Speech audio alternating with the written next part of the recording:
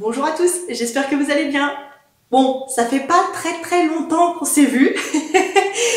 Donc, je vous avais dit dans la vidéo précédente que j'allais vous partager mon expérience vécue là sur l'automne et un petit peu des anecdotes liées à la rentrée littéraire. Alors, c'est parti.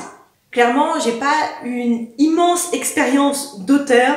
Par contre, j'ai profité de l'automne et des différents salons pour échanger avec, pour le coup, des auteurs et des illustrateurs bien plus expérimentés que moi, et je me dis que leurs expériences peuvent toujours vous inspirer. Alors autant vous en faire profiter. Je vous avais déjà sorti plusieurs vidéos de conseils pour vous mettre à l'écriture. Cette vidéo, ce sera un petit peu le même genre finalement. Les débuts en salon littéraire peuvent être assez rock'n'roll et parfois démotivants, notamment quand vos voisins enchaînent dédicace sur dédicace tout au long de la journée, alors que de votre côté de la table, c'est assez calme. Ça m'est arrivé et il y a des moments où on peut vraiment se poser des questions. Mais vous démoralisez pas, je vais vous expliquer pourquoi. Aux Imaginales, j'avais comme voisin Thibaut Latil-Nicolas. C'est un auteur qui a enchaîné les ventes sur les 2 jours auxquels j'étais présente, et j'imagine que c'était pareil sur le jeudi et le vendredi alors que j'étais pas là. Mais on a profité de moments plus calmes pour discuter ensemble, et il me racontait qu'en fait, à son premier salon littéraire, sur un week-end complet, il avait vendu que 4 livres. Alors moi, j'étais bien contente parce qu'au final, j'en ai quand même vendu plus que ça, mais ça permet de relativiser franchement ce sentiment des fois démoralisant quand on voit les collègues qui enchaînent toute la journée. Et ce qui est assez étonnant ou rassurant si vous voulez, c'est que cette anecdote-là, en fait, il me disait, elle remonte à pas si loin que ça finalement. Le premier salon littéraire qu'il a fait, c'était il y a 2 ans. Donc en 2 ans de temps, il a beaucoup évolué. Il a sorti d'autres livres et il s'est fait connaître. Et ça fait beaucoup de choses, la persévérance. Cette anecdote-là, elle m'a rassurée, et je pense qu'elle peut vous rassurer aussi. En fait, elle va démontrer que la rigueur et l'opiniâtreté, c'est difficile à dire, c'est 2 qualités qui vont faire la différence entre des auteurs. Alors il y a certains auteurs qui vont se faire connaître dès leur premier livre très rapidement, en quelques jours. Ça franchement c'est ultra rare. Et la grosse majorité des auteurs, c'est des gens qui vont faire leur petit bout de chemin tranquillement et ne pas se démotiver après leur premier livre et leur premier salon s'ils ont vendu que 4 bouquins. Tout ne se fait pas du jour au lendemain et il faut de la patience. C'est en croisant régulièrement le visuel des couvertures que les lecteurs finissent par identifier l'auteur et son œuvre. Parfois, et même souvent, les personnes qui viennent en salon littéraire, ils n'achètent pas forcément les livres. Alors soit parce qu'ils sont timides et qu'ils n'ont pas envie de discuter avec l'auteur, ça arrive, des timides il y en a, ou soit tout simplement parce qu'ils sont plus ou moins en repérage, ils regardent les titres qui pourraient les intéresser, les couvertures qui leur tapent à l'œil, et en fait, comme beaucoup, et j'en fais partie, on a des fois besoin d'un petit moment de réflexion pour passer le cap et se lancer dans un achat. Même si clairement un livre c'est pas une dépense phénoménale, des fois on se pose la question est-ce que je vais vraiment l'acheter ou pas, et il faut quelques jours pour se décider. Et dans ce cas, le salon il est fini, mais le livre il sera vendu plus tard en librairie. Rome ne s'est pas construite en un jour, alors votre livre, franchement, laissez-lui le temps. Ce que j'ai appris, ou en tout cas réappris, c'est qu'on ne peut pas plaire à tout le monde. Il y a certains lecteurs qui vont adorer le livre que vous avez pu écrire et d'autres qui vont le détester. C'est comme ça, c'est normal, chacun ses goûts, chacun ses couleurs. Ça, c'est une chose. À côté de ça, il y a des détracteurs nés qui ont ça dans le sang et leur objectif ultime du quotidien, c'est de critiquer et démonter tout ce qu'ils croisent sur leur chemin. Alors, il faut réussir à faire la part des choses entre les goûts et les couleurs, et puis ces personnes... j'ai même pas d'adjectif. Ces personnes-là qui prennent plaisir à critiquer tout ce qui se passe. Donc vraiment faire la part des choses. Dans les autres voisins que j'avais aux Imaginales, il y a un auteur qui s'était vu critiquer parce qu'il avait des personnages qui n'étaient pas parfaits. Alors évidemment, c'était des pirates. Un pirate parfait, ça serait, et même un personnage parfait, ça n'existe pas. Hein. Dans la perfection, dans la vraie vie, il y en a pas, même si la nature est bien faite. Et il y avait du coup des lecteurs qui l'ont littéralement démonté sur le caractère de ces personnages qui étaient trop sexistes, etc. Alors ça fait partie du fictif, du monde de l'imaginaire. Dans la vraie vie, personne n'est parfait. Les personnages, ils seront pas parfaits non plus. Et c'est ça qui fait la richesse d'une histoire. Mais cette prise de recul, elle peut être difficile, notamment pour un premier livre. Alors personnellement, j'ai eu la chance de ne pas croiser encore des personnes de ce type-là, mais voilà, vous laissez pas démonter.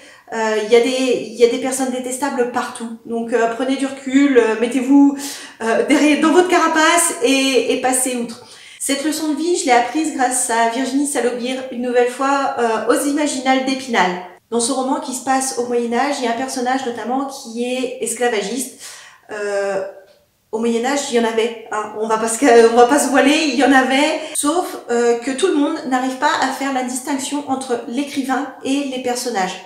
En fait, dans la tête de certains, tous les personnages reflètent forcément toutes les pensées de l'écrivain et du coup ils ont accusé l'autrice en fait d'être raciste, de soutenir l'esclavage, alors que finalement ce personnage ça reste un personnage en fait qui vient mettre de la nuance, de la profondeur dans l'histoire.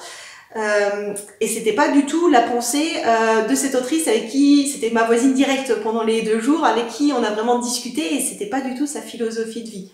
C'est vraiment hallucinant en fait, et ça c'est d'autant plus vrai, alors je m'éparpille, mais c'est d'autant plus vrai aussi sur les réseaux sociaux où les gens ont beaucoup plus facile en fait derrière leur écran à critiquer.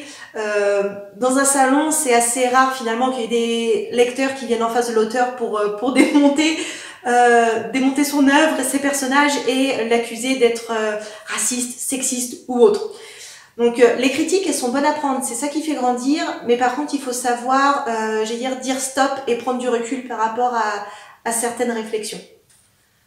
Enfin, si vous êtes démoralisé par le nombre de livres que vous avez vendus, une petite remarque en fait, c'est que aujourd'hui par rapport à il y a 10-20 ans, il se vend quand même beaucoup moins de livres, notamment de livres papier, que ce qui pouvait se faire à l'époque. Auparavant, un best-seller, c'était un bouquin qui se vendait à plusieurs centaines de milliers d'exemplaires.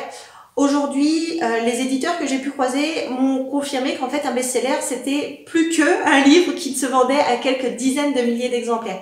Il y a eu une évolution en fait dans la consommation des gens, les gens lisent moins. Il y a aussi également, de ce que je pense, ça je sais pas si c'est prouvé, plus d'échanges de livres, des gens qui vont peut-être plus à la bibliothèque que par avant. Globalement, j'ai un certain nombre d'amis, et j'en fais partie aussi, qui lisent beaucoup, mais finalement, quand on va chez eux, leur bibliothèque, elle est relativement vide, tout simplement parce que c'est des livres qu'on va aller s'échanger ou qu'on va aller emprunter à la bibliothèque. C'est, je pense, d'autant plus le cas pour les grands lecteurs qui n'ont pas envie de faire passer leur salaire complet dans des achats de bouquins et qui préfèrent faire tourner les bibliothèques pour avoir à disposition un grand panel de livres. Ça permet du coup de relativiser la petite centaine de livres que vous aurez réussi à vendre. C'est déjà très bien, surtout si c'est un premier ouvrage. Et j'ai gardé le meilleur conseil en fait pour la fin, qui est tiré de cette fois-ci de ma propre expérience et qui a été confirmée par l'expérience des autres primo-auteurs que j'ai pu rencontrer cet automne. Quand les gens ne vous connaissent pas, ils ne savent pas forcément de quoi va parler votre livre et il faut vraiment qu'ils fassent la démarche en fait de venir à votre rencontre pour découvrir le thème du livre. Et ça c'est difficile. Et d'autant plus que surtout s'ils voient que si vous n'êtes pas en magasin entre guillemets et qu'ils voient uniquement la couverture, et bon, au mieux la couverture du livre, au pire la tranche du livre parce qu'il est rangé dans les étagères au magasin, il y a des centaines et des centaines de choix. Donc c'est très très difficile de mettre son ouvrage en avant. Ce qui porte vraiment ses fruits, c'est de réussir à parler de son ouvrage. Et pour ça, il y a différentes façons. Il y a des interviews, quels que soient les canaux de communication, des tables rondes, des conférences. Il y a vraiment plein de choses. Alors c'est sûr que c'est un risque parce que peut-être que les gens avec qui on va échanger, ils seront pas du tout intéressés. Mais ça peut que porter ses fruits, même si aussi ce sont des efforts à faire parce que c'est pas forcément toujours facile de se mettre à nu devant les lecteurs, mais promis, ça vaut vraiment le coup de se mettre en avant comme ça. Et c'est vraiment après ce type d'intervention-là que j'ai fait le plus de ventes efficaces en termes de nombre de livres vendus par rapport au temps passé. Tout simplement parce que je pense que les lecteurs, ils sont rassurés, ils ont rencontré l'auteur, ils savent de quoi parle le livre et du coup, l'acte d'achat est plus facile à réaliser. Alors ça demande de l'énergie, mais clairement, personnellement, c'est une énergie plutôt positive que j'aime dépenser par rapport à de l'énergie juste passée en permanence dans des supermarchés où finalement gain en fait de temps passé par rapport au nombre de personnes rencontrées et de livres vendus est finalement plus faible. Enfin, en tout cas, ça c'est mon expérience. Et puis clairement, côté vraiment par rapport à mon caractère, je préfère largement aller échanger vraiment avec des gens qui sont intéressés plutôt que de faire le pot de fleurs à côté de la caisse. Franchement, les auteurs qui arrivent à faire carrière ou en tout cas à vendre suffisamment de livres tout en restant chez eux, ils sont vraiment très très rares et c'est les grands auteurs qu'on connaît.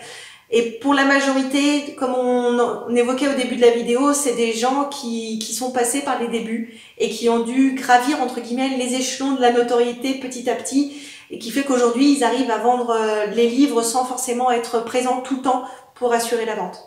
Pour résumer, rien ne se fait en un claquement de doigts et encore moins dans le monde de l'édition. Alors le conseil, c'est accrochez-vous, persévérez et vous ferez votre petit bout de chemin tranquillement mais sûrement, et c'est comme ça que la majorité des auteurs se sont lancés en fait dans une vie de littérature.